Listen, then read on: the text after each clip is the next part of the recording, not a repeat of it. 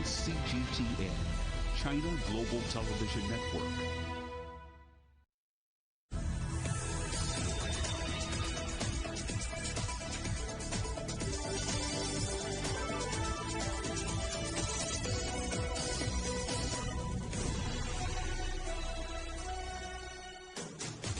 Live from London, this is Global Business.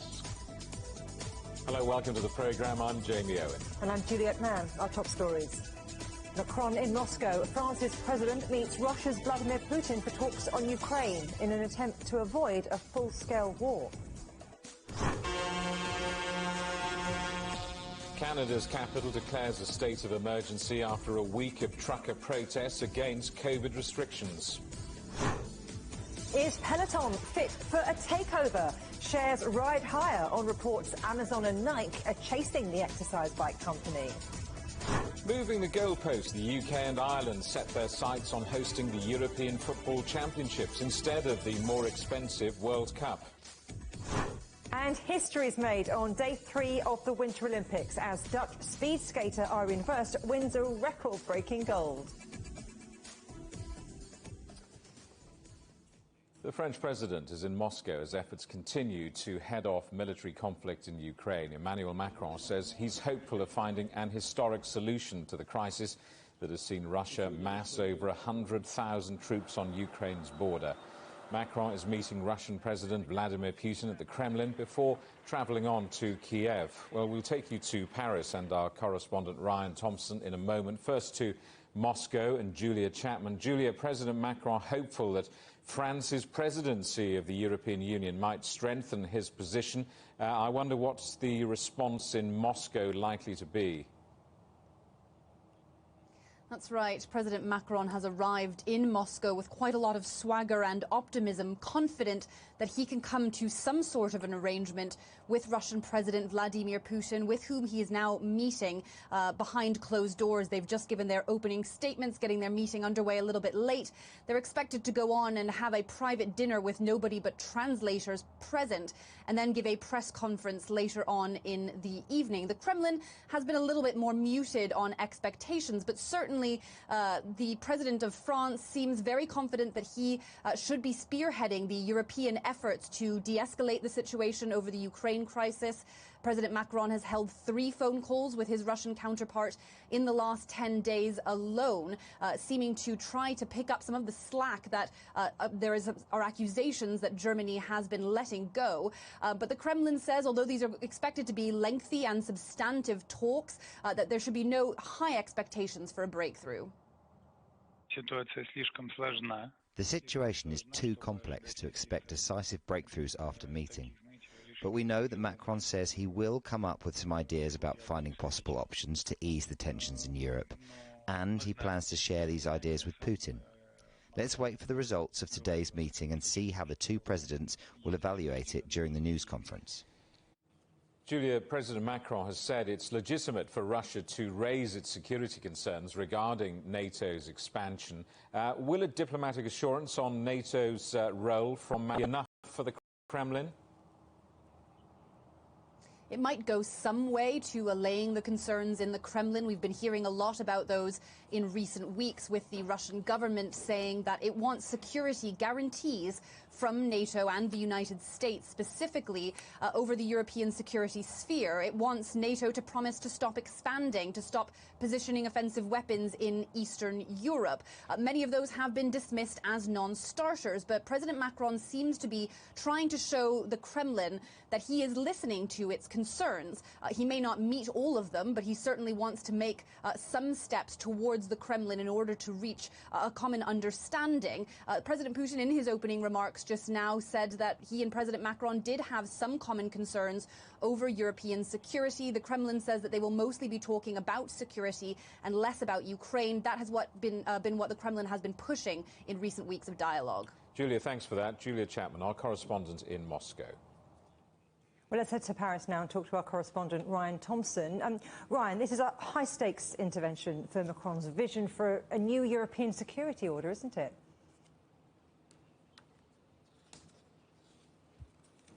Heather Juliet, absolutely. But according to the French president, what Russia is really after here is clarification of what NATO and EU intentions are. And Ukraine is just the bargaining chip here to bring Europeans and Western powers to the table to have this discussion, which apparently is happening. Notably the meeting today, but nearly 5 calls between the French President Emmanuel Macron and the Russian president since just December 1st, rather.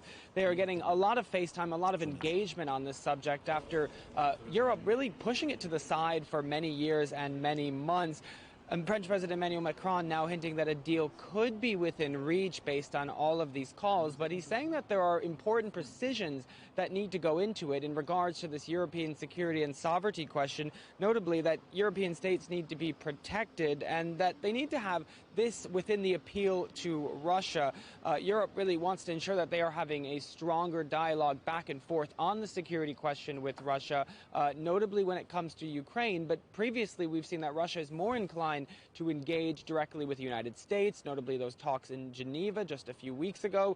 Emmanuel Macron really wants that to change dramatically, with Europe also having a seat at the table, whether it's through the EU level or whether it's through Germany and France being those powers. But as we've seen in recent weeks, and what Julia just alluded to in her report, there's allegations that Germany, with the new government and really trying to figure out what its political footing is here, has fallen by the wayside. Ryan, meanwhile, diplomatic efforts on Ukraine, they're continuing in Europe, aren't they? Yeah, the EU is really pulling out all the stops here. While you have the French president in Moscow, you also have the new German Chancellor, Olaf Scholz, heading to Washington to meet face-to-face with the U.S. President Joe Biden. His foreign secretary, Annalena Baerbock, she is in Kiev doing diplomatic efforts there. So it does seem that Germany is starting to up the ante a little bit on the European level, not to mention that we have dozens of calls happening every single day between Brussels leaders, including Ursula von der Leyen and Charles Michel. Just a little bit earlier, Ursula von der Leyen was asked about one of Europe's biggest concerns in regards to this conflict, which is not just sovereignty and security, but also energy, because there is such a strong European dependence on Russia's energy imports. Here's what she had to say.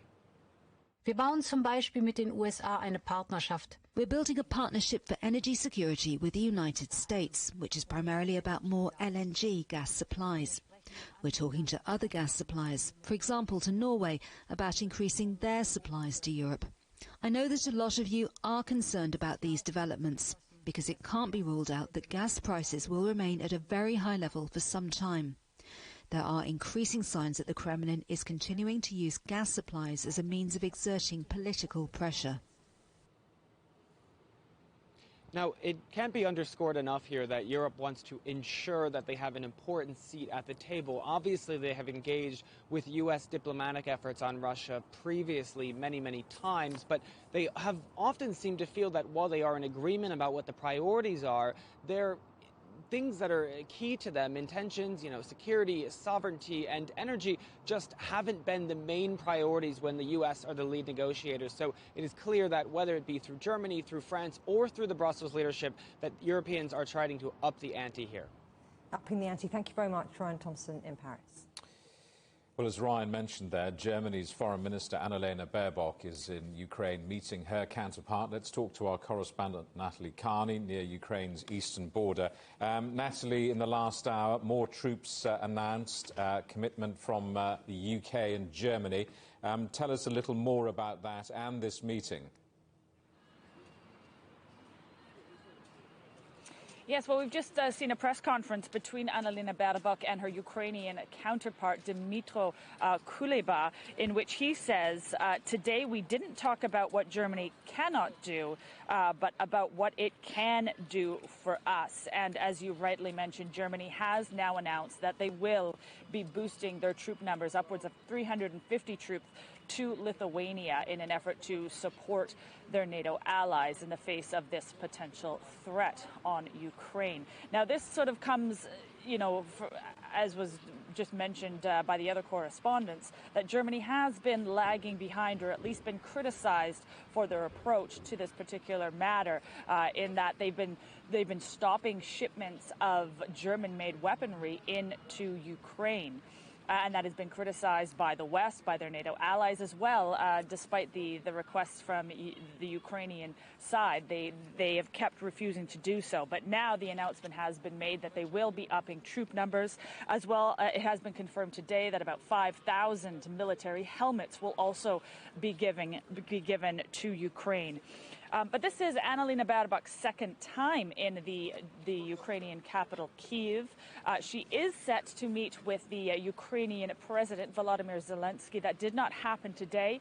It very well could happen tomorrow when she heads, or before she heads to the east of the country. She will be doing so with three other EU foreign ministers, the EU foreign minister of the Czech Republic, of Slovakia, as well as Austria. And these ministers will be meeting with troops on the front lines, as well as visiting the most vulnerable communities so that they can get a better sense of the toll that the last 8 years of war in this part of the country has taken on the people in the region. German Chancellor Olaf Scholz, as Ryan mentioned, is on his way to the U.S. to speak with the President of the U.S., Joe Biden, on Monday. He will be speaking about the Ukrainian conflict and more about what Germany can do to support the war efforts. But they really have been taking, such as France, a little bit more of a cautious approach towards the situation and not sort of inflating the tensions that are about here. But the German Chancellor said that Germany has been the strongest economic contributor to the Ukraine, and over the last 7 years, given the country about $2 million. There will be high hopes for Macron's meeting with Putin, and then he'll be heading to Kiev. What's the view in Ukraine, do you think? Well, it really does depend what comes from this meeting with Putin and the dinner that they are supposed to be having following this meeting. I mean, there's a lot of... Let's be fair, this has been going on again for 8 years, so there's a lot of apathy about the war here in the east of the country in particular. These new threats of a new offensive definitely has been placed on the minds of a lot of people. They're hoping for diplomacy, of course, and they're hoping that Macron might be the man to bring about. But we also saw the Turkish president, Recep Tayyip Erdogan, in the capital, Kyiv, last week, and he has arranged a meeting for both the Russian president and the Ukrainian president to meet in Ankara in the very near future to try to find some sort of compromise. So, again, Macron, yes, he is certainly doing well for the EU as far as picking up the diplomatic approach to the situation, but a lot of people here are still very cautious. Unless they see some sort of resolve, they're going to keep on with their daily lives, and it's just always going to be there in the back of their mind. Natalie, thanks for that. Natalie Carney, our correspondent on Ukraine's eastern border. The Russian threat to Ukraine has also led to tensions between Kiev and Washington. While some in the United States warn an attack by Moscow is imminent, others in Ukraine say the talk of war is already affecting the country's fragile economy. CGTN's Guy Henderson reports from the Ukrainian capital. As NATO countries step up their military support for Ukraine, they are also raising the rhetoric about the threat of conflict. And while officials here at the President's office in Kiev are appreciative of some of that new hardware, they are also increasingly nervous about the accompanying talk of full-scale invasion.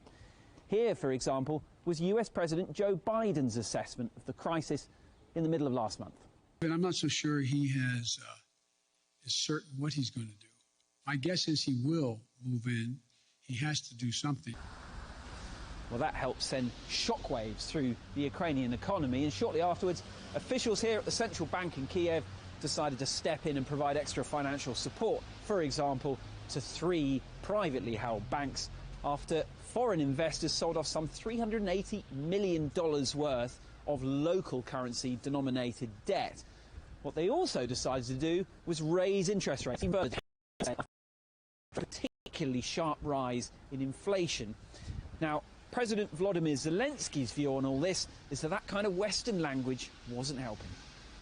I think, and I talked about this with President Biden, that the politics should be balanced. I'm not saying that he has influence on the media. They are free. But the politics have to be balanced. And journalists, if they want to understand the situation, let them come to Kiev. Are tanks driving here on our streets? No. But it feels like this if you read the press. If you're not here, then you can feel like this.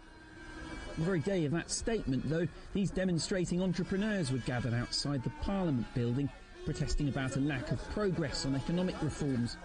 One of the organisers said the current tensions shouldn't be used as an excuse. I personally campaigned for Volodymyr Zelensky. He promised that when he came to power in the country, he would create all the conditions for the development of small businesses. But when he came to power, he actually passed laws which made it significantly harder for us to do business. For now, though, some of those initial jitters appear to have calmed after a range of swiftly arranged economic support packages from its allies. A full-blown conflict in Ukraine would surely devastate its economy, but even the threat of it is already doing some damage. Guy Henderson, CGTN, Kiev. The Swiss bank Credit Suisse has been taken to court accused of allowing an alleged Bulgarian cocaine gang to launder millions of dollars. The case centres around one of the bank's former employees, said to have had a relationship with several alleged drug traffickers, including the former Bulgarian wrestler Evelyn Banev. The former employee is accused of helping conceal the criminal origins of more than $158 million. Credit Suisse denies the allegations. London attracted more investment in fintech companies than Europe, the Middle East and Africa combined last year. KPMG accountants say investment grew sevenfold in 2021, just over $37 billion. The boom was strengthened by the size of some of the 600-plus deals, which included the $15 billion London Stock Exchange acquisition of Refinitiv. Belgians are having to fork out more for fries because of rising energy prices and the cost of potatoes and fat. Prices are expected to rise around 10%. Belgium is the world's largest exporter of fries and other frozen potato products, with 5.3 million tonnes of potatoes processed each year. And a quick reminder, CGTN is available to watch for free on all of the major digital platforms, on Smart TV or online at Roku, Apple TV, Amazon Fire and Android TV, on YouTube, Dailymotion, CGTN.com and the CGTN app. You're watching CGTN. Still ahead. A city out of control with demonstrators outnumbering police. Now Canada's capital declares a state of emergency.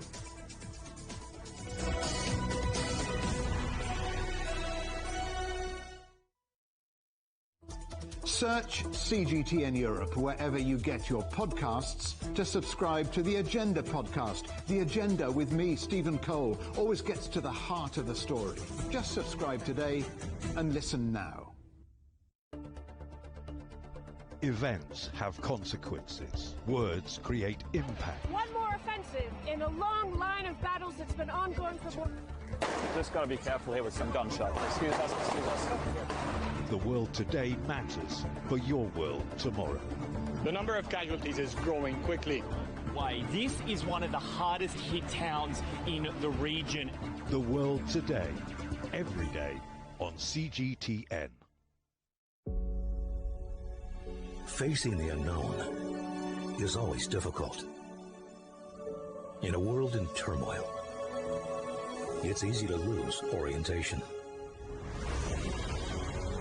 But when the storms come, we have to see the possibilities, reinvent, find new opportunities, discover a path forward. CGTN. See the difference.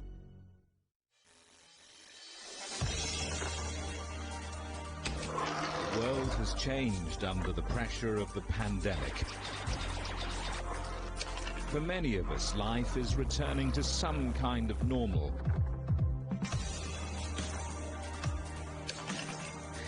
As we're adapting to changes in all of our lives, let Global Business Europe be your guide to the new normal.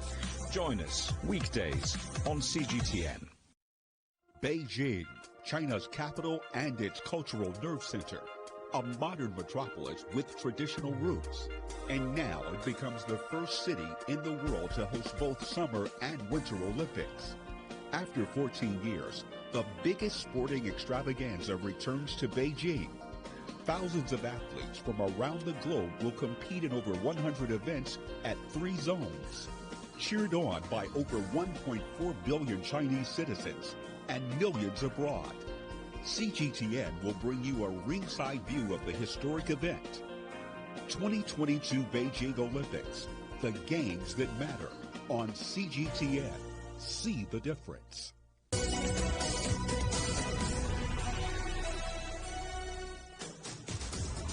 Welcome back to Global Business Europe.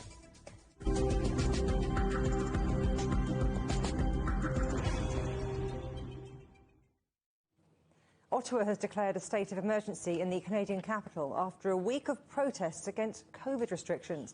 The mayor described the situation as completely out of control and said protesters were now outnumbering the police. CGTN's Andrew Wilson reports. The streets of Canada's capital city are swamped and have been for over a week. Trucks and other industrial vehicles have created a level of noise and obstruction that has literally overwhelmed Ottawa's ability to function normally as an urban community. It's midwinter, but that hasn't deterred thousands of people from returning day after day. Protesters from all walks of life and of all ages. I'm vaccinated, says this truck driver. I'm not anti-vaccine, but I disagree with compulsory vaccination. It's too much to have to show a QR code to go to the market or enter a hardware store. British Columbia lifted their emergency in June, same as Ontario. So it's about the time for Quebec to look at what people have to say. Look just around how many people there's. People with vax, no vax, kids. The kids are smiling. I'm so glad to see the kids smiling here this morning. The initial spark to all this was legislation introduced last month that all truckers must be vaccinated to cross the US-Canada border. But since then, the protests have gathered their own steam as a more widespread rejection of COVID health restrictions. And that has started to focus on the Prime Minister and his government.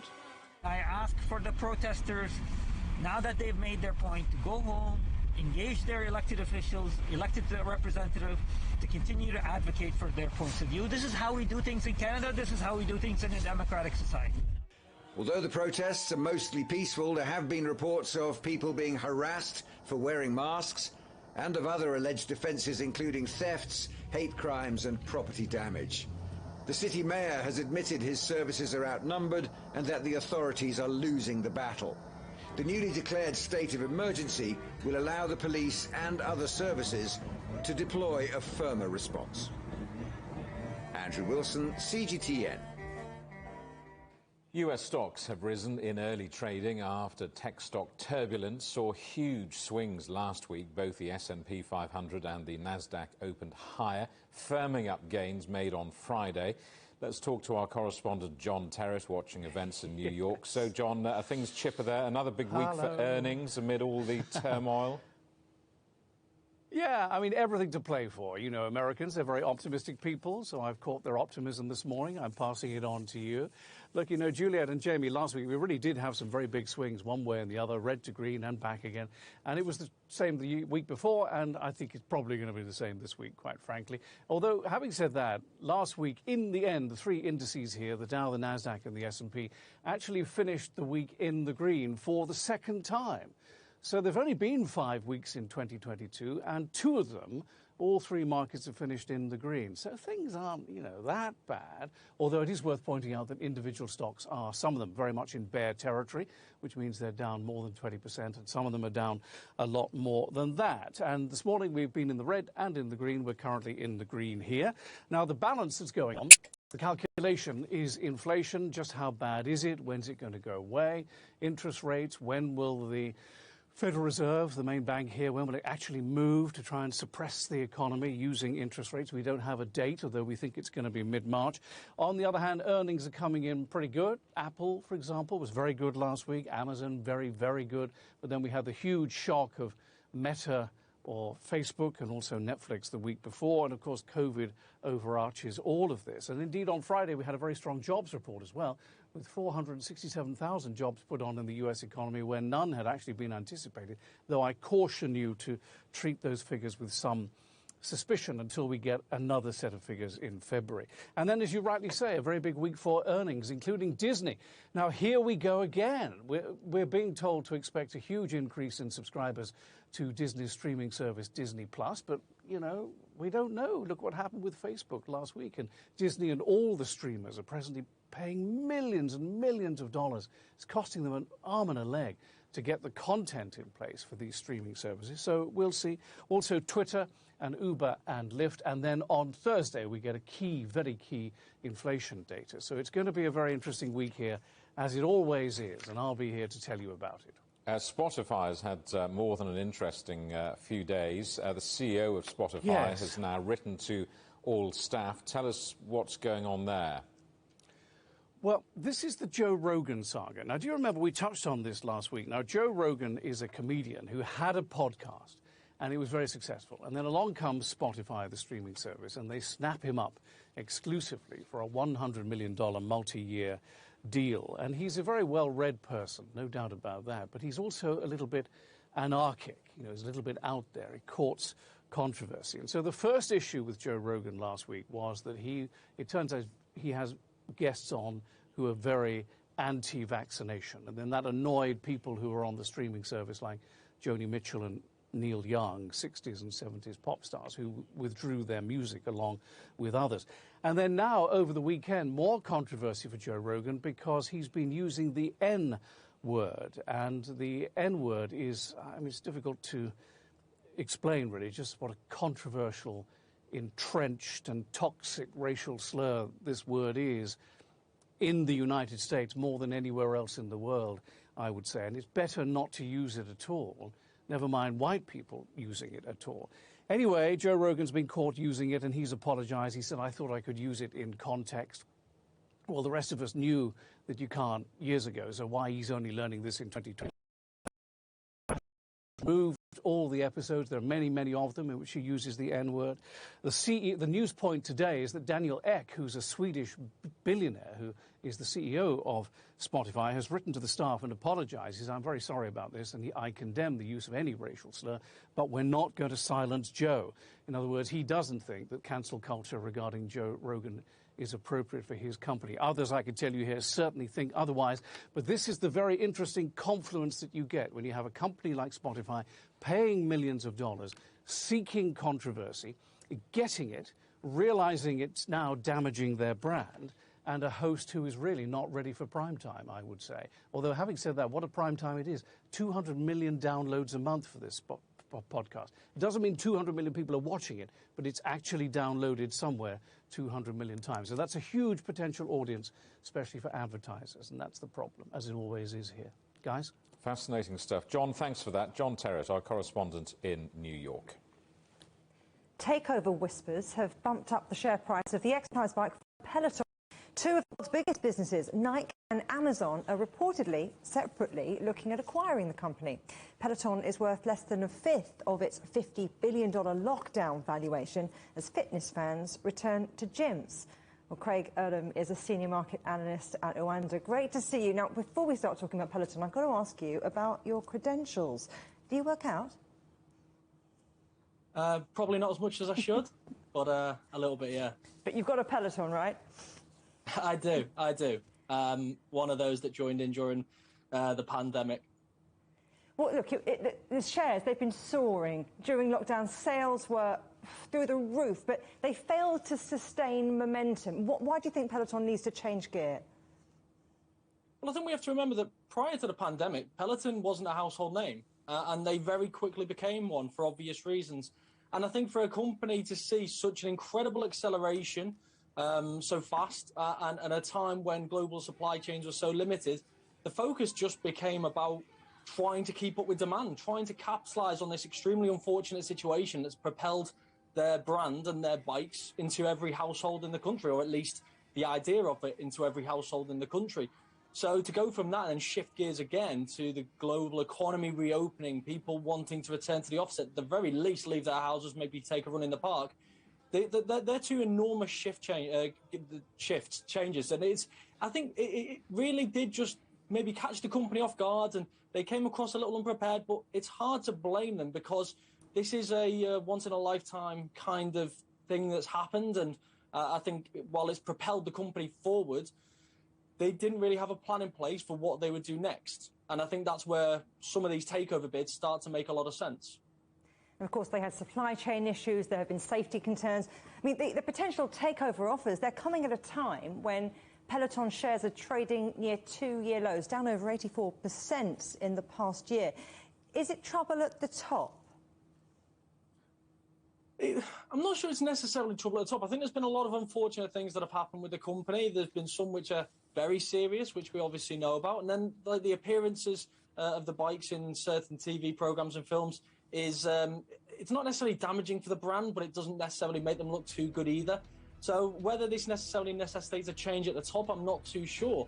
As I say, there's a lot of these brands which, for example, even if the company partnered with, or even if there was, if they obviously took over the company, it would make a lot of sense. A lot of these companies right now are looking at ways to engage people kind of in their metaverse or in this kind of ecosystem. You look at something like Apple, we look at some of these other companies that have been linked to Amazon, and it makes a lot of sense because this is just another way. Yes, people are starting to return to the office, but there's a high chance that most people, or a lot of people, don't return to the office in the same way that they used to in saying 5 days a week.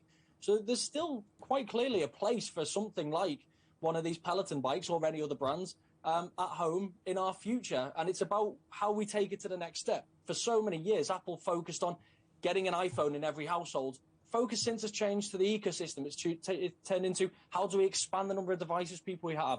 How do we get them ingrained in the ecosystem, give them apps, music, TV programs, everything to make sure that this product isn't just in everyone's household, but it's extremely sticky. Well, Peloton's in a lot of households now, and a lot of these companies have spent a lot of years making their devices sticky and could do the same for Peloton. And so that they're not just gathering dust in the corner, not mentioning any names. Now, look, let's talk about who's potentially buying. All right, we've got Nike, we've got Amazon. Now, if Amazon bought it, as the Wall Street Journal reports, it would be the biggest acquisition they've made since Whole Foods back in 2017. So why would they want Peloton, and what might they do with it? So, I mean, the obvious thing is they've got a platform that they can sell them. That's obviously very helpful. But as I say, everything that we're seeing with regards to the Echo, for example, is this ecosystem which they have built over many years in terms of selling products and keeping people ingrained within them. Well, if you can incorporate exercise equipment, and you've got to remember, a lot of companies right now, they want to be in health and fitness. Yes, Nike has that obvious, very direct link. But Apple and others have been trying to get into the health and fitness space for years. They know the importance of it. And again, if you're going to become ingrained in one of these ecosystems and you're going to become ingrained in this kind of metaverse idea, then we still need to keep health. Because we still need to keep healthy.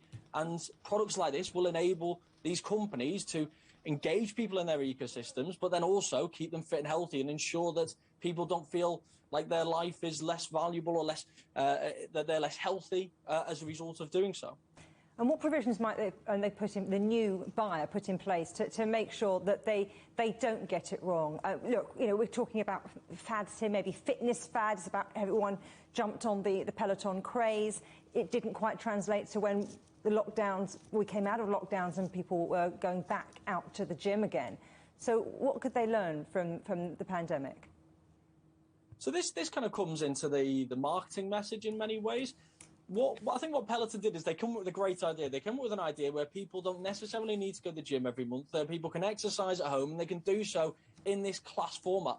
Prior to the pandemic, a lot of people were going to the gym, but they were going to the gym to go to classes to do this kind of exercise. So how do we enable people to do it at home? How do we enable people to meet people through these things? Create these communities online. We don't necessarily need to live near these people in order to exercise with them, engage with them, and become friendly with them. Like social media and everything else, people can do these things in a much bigger area when you're not face to face. So the company came up with an idea, which was a great idea, and the pandemic propelled them forward. But they never really had a strategy for the post-pandemic period, which is what is actually Peloton's place in the household now. It was clear what it was during the pandemic. I can't leave the house and I desperately want to exercise. But for the future, it's a case of how do you position that for people who are stay-at-home parents, for people who work part-time, for people who go into the office 3 days a week. And that's something where these other companies can really integrate their own experience into the products as well. And not just that, but also you look at some of these streaming platforms. How do you include the streaming platforms within these ecosystems as well, and change the experience that people are having while on the bike? Not everyone wants to do these high-intensity workouts. A lot of people do, but there's other people who may want to watch something on Disney Plus or something like that while they're on the bike.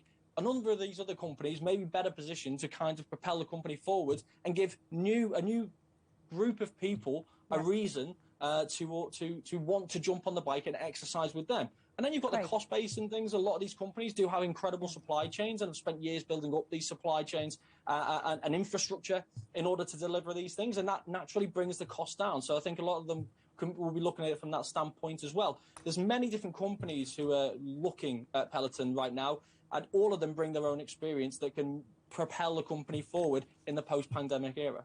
Craig, it's a pleasure talking to you in the nicest possible way on your bike. You're watching CGTN. Still ahead, Senegal win the Africa Cup of Nations for the first time, beating 7 times champions Egypt. The victory sparked joyous celebrations.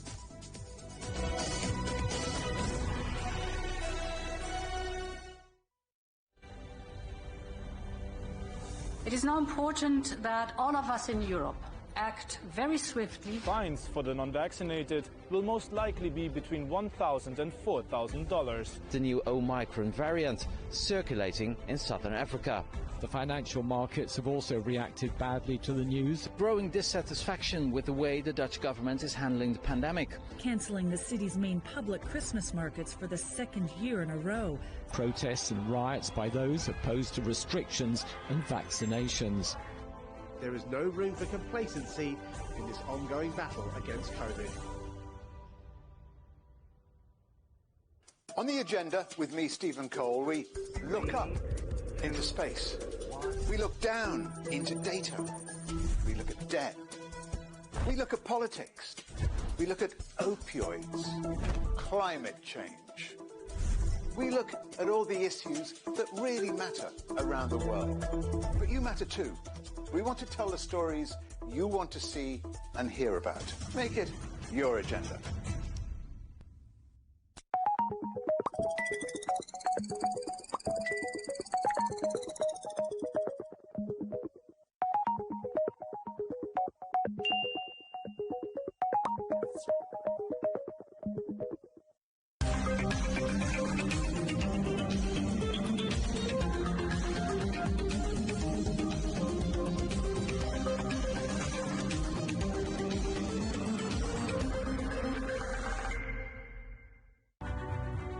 The agreement is signed. But what is the real deal now the UK has left the EU?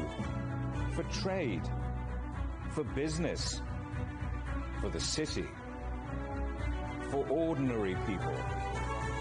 Make sense of Brexit with CGTN.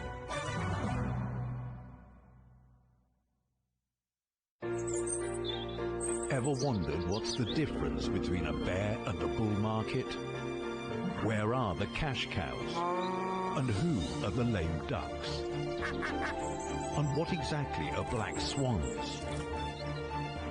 Grey rhinos? And unicorn companies? Make sense of it all with Global Business, only on CGTN.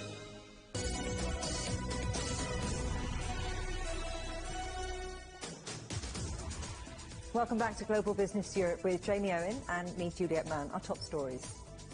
Macron in Moscow. France's president meets Russia's Vladimir Putin for talks on Ukraine in an attempt to avoid a full-scale war.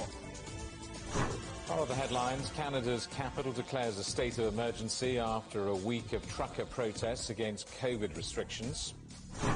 And is Peloton fit for a takeover? Shares ride higher on reports Amazon and Nike are chasing the exercise bike company. It's 30 years since the Maastricht Treaty was signed, which led to the creation of the European Union as we know it today. The last 3 decades have been a tumultuous time for the EU, dealing with mass expansion, the introduction of a new currency, and economic and political upheaval. Our correspondent John Beaver reports. On the 7th of February 1992, senior politicians from around Europe gathered in Maastricht. It was the culmination of years of work and negotiations and building on previous agreements. What followed was the signing of the Treaty on European Union, commonly known as the Maastricht Treaty. The direction of travel is clearly moving towards an economic and monetary union, completing the creation of the common economic and monetary community, and also move towards a political union. We will strengthen the impact of this community through the ongoing implementation of common foreign and security policies.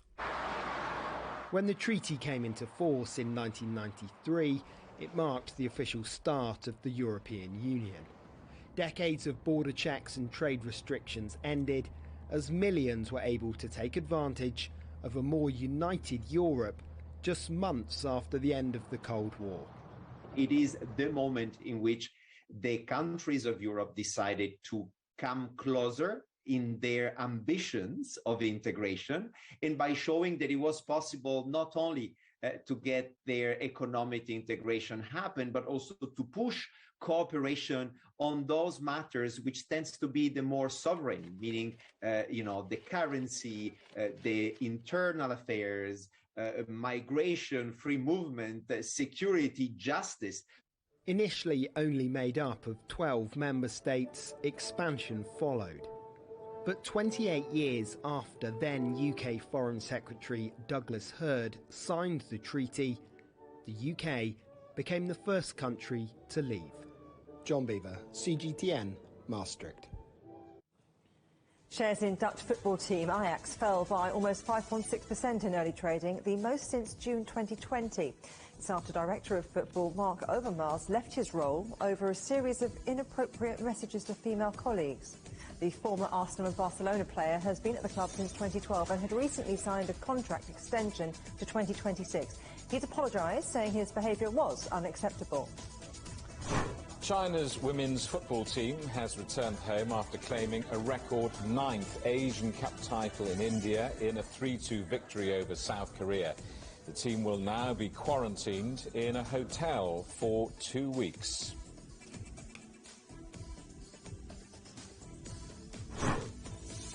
Senegal has won the Africa Cup of Nations for the first time, beating 7 times champions Egypt on penalties.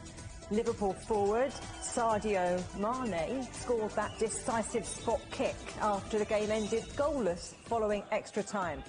It was Senegal's 3rd final since the tournament began 65 years ago.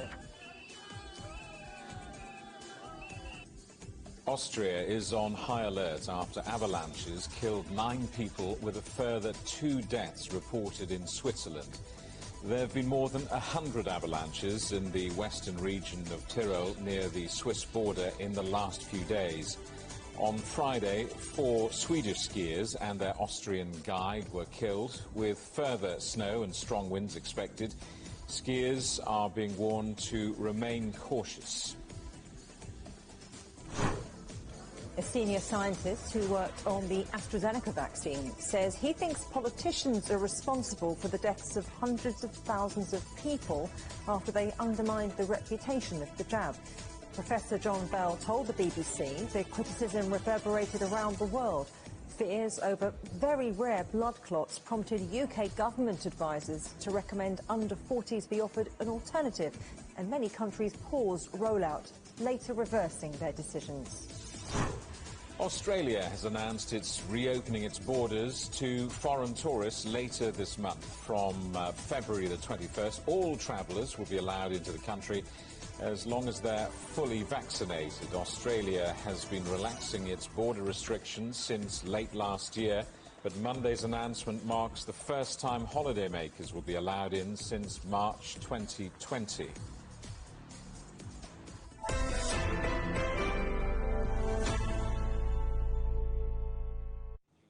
At the Winter Olympics in Beijing, China's Ren Wei has taken the gold medal in the short track speed skating 1,000 metres.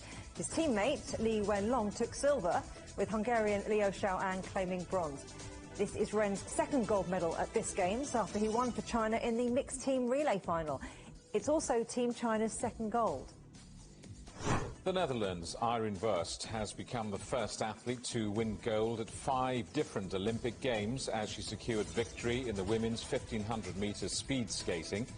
There was something else special for the home crowd as China's Su Yiming picked up the country's first ever medal in men's snowboarding. The 17-year-old finished second in the slope style behind Canada's Max Parrott. Now, there are high hopes for one young figure skater at the Beijing Games from, perhaps surprisingly, Mexico. Mexico regularly competes at the Winter Olympics, although the team has yet to win a medal. Our correspondent Alistair Baverstock reports. Despite participating in most Winter Olympics since the 1980s, Mexico has never won a medal in the snow and ice-based events. But there's hope that will change at Beijing 2022, as the country sends the finest figure skater it has produced in a generation to China. My name is Donovan Daniel Carrillo. I'm Mexican and I'm a figure skater. I want to bring my country's hopes to China, to bring innovation in myself and my work, and to bring home experience from this great event. The first Olympic figure skater to represent Mexico in 30 years, Donovan Carrillo's path to the podium has not been easy. I've had to fight since the start against the generalization in Mexico that boys play football and girls take on more artistic sports. I was bullied as a result, and I suffered a lot because of it. At the Mexican National Skating Championships held in November, Donovan's place as a role model for the country's next generation of skaters was clear. He has inspired us all as athletes and skaters, that we can reach the heights that he has. I want to be like him one day, to make Mexico stand out. At the National Championships, Donovan took gold, but regardless of whether he makes it onto the podium in Beijing, his mere presence at the Games reflects years of dedication. These Olympic Games in Beijing 2022 have been a beacon of hope, because this sport unites us. It relieves a lot of the uncertainty we have lived through during the pandemic, and I believe we can encourage our social growth on a global level. Alistair Baverstock, CGTN, Mexico City. Now, as we were reporting just a few minutes ago, Senegal has won the Africa Cup of Nations for the first time, beating 7-time champions Egypt on penalties. So just how significant is that victory for Senegal? Steve Wilson is a football commentator. Well, it's absolutely crucial for Senegal. They've been such an exciting football team on the continent of Africa and in world football for something like 20 years now. They really emerged for the first time, I suppose, on the world stage in 2002 with a spectacular overachievement at the World Cup finals of that year. But months prior to that, they had reached the final of AFCON, which was held in Mali that year, and lost the final on penalties to Cameroon. I was lucky enough to see that team in Mali. They were an exciting side, and they've been an exciting nation in football terms ever since, without quite achieving this goal. So to finally, I suppose, after a 20-year quest at least, to have lifted that trophy for the first time is of huge significance for them in sporting terms. And what is the wider global significance of Senegal's victory? Well, great kudos, of course, for the country, for the individuals, of course, involved as well. I think you would say now that Sadio Mane, who plays for Liverpool, of course, in the English Premier League, but who scored the winning penalty in the shootout which defeated Egypt in the final, would now possibly be a contender for some of the game's greatest honours this year. You know, could he be a contender for the World Player of the Year? That is a possibility. And of course, that in itself, even if he's a contender, would bring great kudos to Senegalese football, to African football in general as well. So The president has declared a national holiday in Senegal, and you know, they will party on after this victory for some time, I'm sure. But it lends the country and certainly the football team a worldwide gravitas. Steve, one other big football story we must talk about. The UK and Ireland have dropped their bid for the 2030 World Cup, opting instead to bid for the 2028 Euros. What's behind this decision? Well, on the face of it, it appears to be, from what's been said so far, a very pragmatic financial decision, that the cost of bidding for a World Cup is high, and that it seems as though the United Kingdom, who are individual football associations but who come together for this bid, have decided that, quite simply, it seems that hosting the European Championship of 2028 might be a cheaper bet. It may also be a safer bet. And because let's not forget that 2030, the proposed World Cup bid date, would be the 100th anniversary of the very first World Cup, which was held in Uruguay. And there is a joint South American bid involving Uruguay, along with Paraguay, Chile and Argentina. So it would be perhaps, you know, appeal to the romantic if FIFA were to decide 100 years on to take the World Cup finals back to a bid which included Uruguay and perhaps host the final in the Estadio Centenario, what better name for a stadium for the 100th anniversary World Cup, where that first World Cup final was hosted in 1930. So it may be that the UK FAs looked at the hand that they held, looked at the hand that others hold, and there are other European bids too, and decided that their chances of winning in 2030 were not as good as they might have liked, and that their money might be better spent on bringing the Euros to the UK in 2028. That's not a certainty either, though, Jamie, because, of course, Wembley and England hosted the semi-finals and final of the Euros in 2021. UEFA may deem that just 7 years later is a little bit early. You're watching CGTN. Still ahead. When it comes to cutting down on all of that plastic pollution, Greece is the word.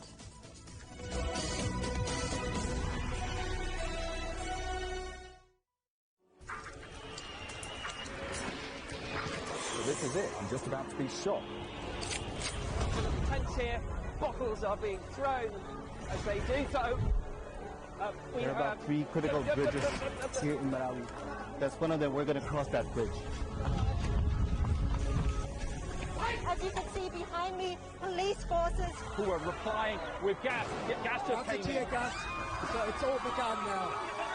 Divisions leading the charge into West Mosul have brought us here.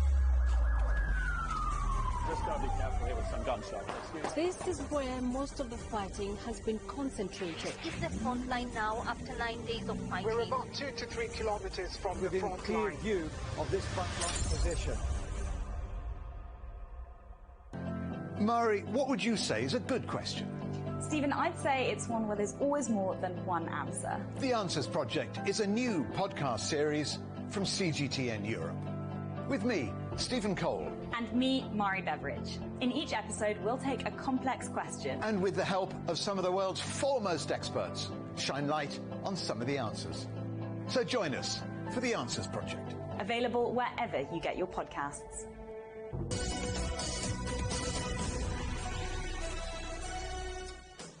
Hello, welcome back to Global Business Europe. Tesla CEO Elon Musk is in trouble with market US regulators again after a 2018 tweet in which he claimed he'd secured funding to take the EV maker private, sending the share price soaring. The Securities and Exchange Commission says this amounts to securities fraud and has issued a subpoena against the company, seeking information about governance and compliance. In the past, lawyers for Musk have said the tweet was entirely truthful. Now, when it comes to cutting plastic waste, Greece is the word. Many countries have introduced charges for plastic shopping bags in a bid to cut down on plastic consumption and waste. Greece has now gone further, introducing a tax on single-use plastic cups and lids. CGTN's correspondent Evangelos Sipsas reports. Thank you. Coffee. one of the first things that we think about in the morning. And a lot of us buy it in one of these. But have we really thought about what happens to these cups once we're done? Well, a lot of these coffee cups are not recyclable and end up either on our beaches or even in our seas. That's why the Greek government decided to impose a charge on them, hoping to minimize their use. But coffee shop owners say that the lack of communication has left them with the unpleasant task of explaining to their customers about the new tax. We've been informing our customers about the new law, and most of them are okay with it, but there are some that are not happy with it. I think the government didn't put in much effort of informing the general public about the law. Everything happened really fast. Just a month ago, people were buying their coffee at a certain price, and now they have to pay 10 or even 20 cents more. I don't think it was necessary. Since the beginning of the year, customers have to pay 5 cents each for plastic cups and the same for lids.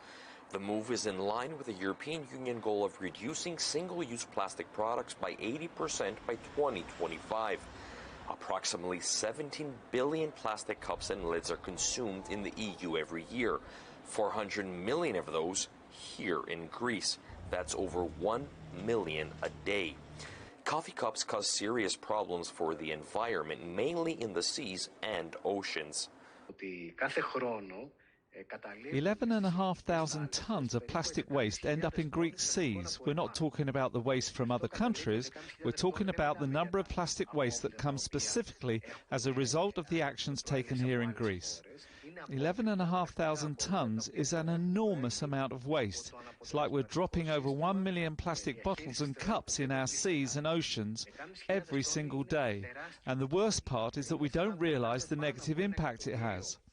Greece is among EU member states taking a lead on the issue, along with Austria, France, and Italy, all of whom have already implemented full bans or have taken steps to tax single-use plastic products. Since last July, a voluntary charge for using plastic bags has reduced numbers, but the country's environment ministry says more can be done.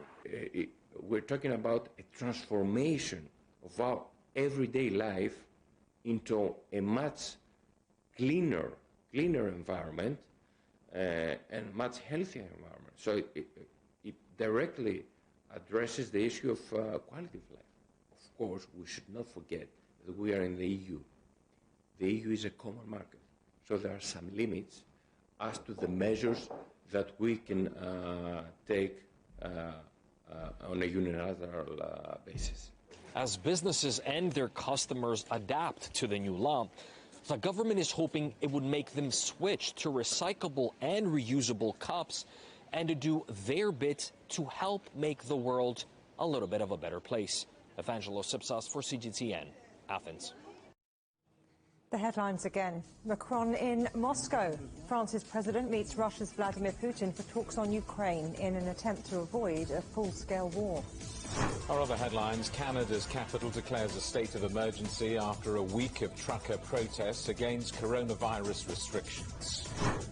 Is Peloton fit for takeover? Shares ride higher on reports Amazon and Nike are chasing the exercise bike company.